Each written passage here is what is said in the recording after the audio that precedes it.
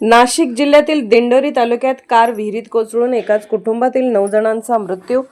दिंडोरी परिसरात काल रात्री सुमारे 10च्या सुमारास भीषण दुर्घटना घडली। अतिवेगात असलेली कार चालकाचे नियंत्रण सुटल्याने थेट रस्त्याच्या कडेला असलेल्या विहिरीत कोसळली।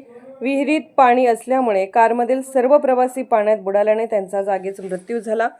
घटनेची माहिती मिळताच स्थानिक नागरिकांनी घटनास्थळी धाव घेतली आणि मदत कार्य सुरू केले। त्यानंतर पोलीस आणि आपत्कालीन पथक घटनास्थळी दाखल झाले। मात्र मोठ्या प्रमाणात गर्दी झाल्याने बचाव कार्य करताना अडथळे निर्माण झाले।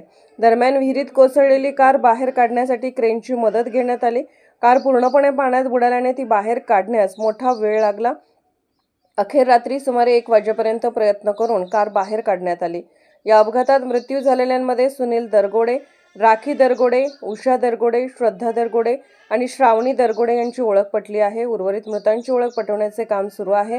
सर्व मृतदेह विहिरीतून बाहेर काढून शवविच्छेदनासाठी रुग्णालयात पाठवण्यात आले आहेत। या घटनेमुळे संपूर्ण परिसरात हळहळ व्यक्त केली जात असून एकाच कुटुंबातील 9 जणांचा मृत्यू झाल्याने शोककळा पसरली आहे। या प्रकरणी पोलीस पुढील तपास करत आहेत।